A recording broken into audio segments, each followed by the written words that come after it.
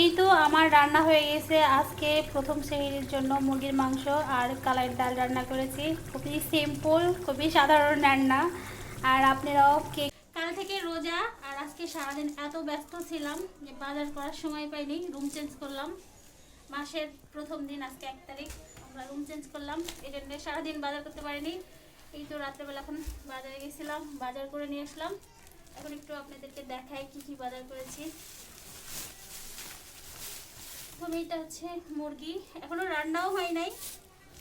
আর এই তো পেঁয়াজ কিনেছি।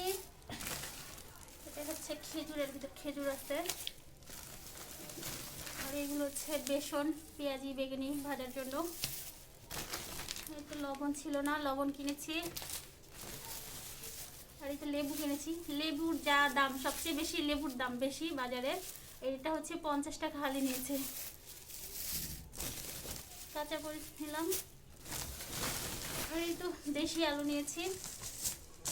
আর আবার এই আপেল নিয়েছি, এতটুকু।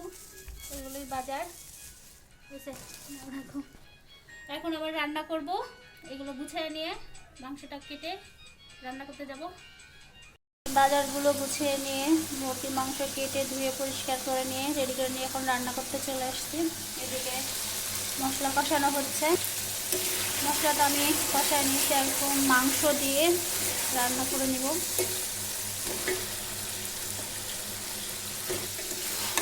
সাথে কয়েকটা দেশি আলু দিয়েছি, মানে মাংসের ভিতরে আলু না দিলে কেন জানি ভালোই লাগে না। তা আলু দিয়ে এই তো মাংসটা আমি এখন ভালো করে কষায় রান্না করে নিব।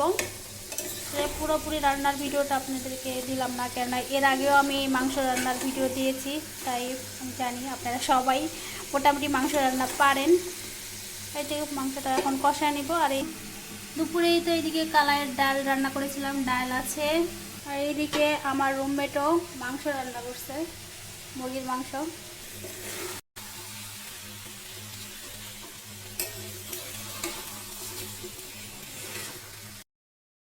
আর ডাল ভিজা রাখছে, এগুলো হচ্ছে খেসারির ডাল, আমার রুমমেট ভিজা রাখছে, এগুলো দিয়ে বড়া বানাবে।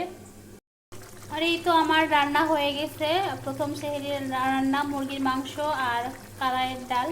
খুবই সিম্পল, খুব সাধারণ রান্না। বাট আজকে এত এত ব্যস্ত ছিলাম যে রান্না করতে করতে আমার এখন 11টা বেজে গেছে। এখন একটু হালকা পাতলা খাওয়া দাওয়া করে রেস্ট নিব। আর এই যে মাংস হলে তো ভাত খেয়ে দিব। তো আপনারা কে কী রান্না করছেন প্রথম সেহরিতে একটু কমেন্ট করে জানাবেন। আল্লাহ হাফেজ।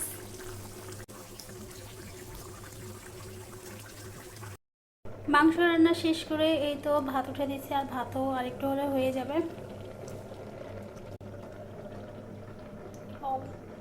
কালারটা কিন্তু সেই।